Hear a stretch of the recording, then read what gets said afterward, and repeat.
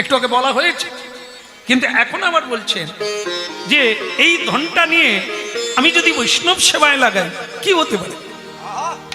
পাপ হবে, অন্যায় হবে, অপরাধ হবে। কি শাস্ত্র সাধু সন্তরা এ বিষয়ে কি উক্তি করিয়াছে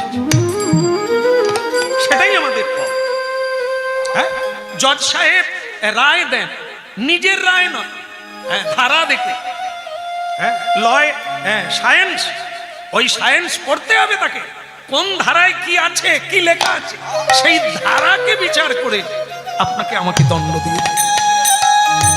এখন ধারা দেখতে হবে, ভগবান এই জায়গায় কি বলেছে, এটা কি চুরি করা হবে, না অন্যায় করা হবে, না নিয়ে নেওয়া হবে, না লোভ জেগেছে, কোনটা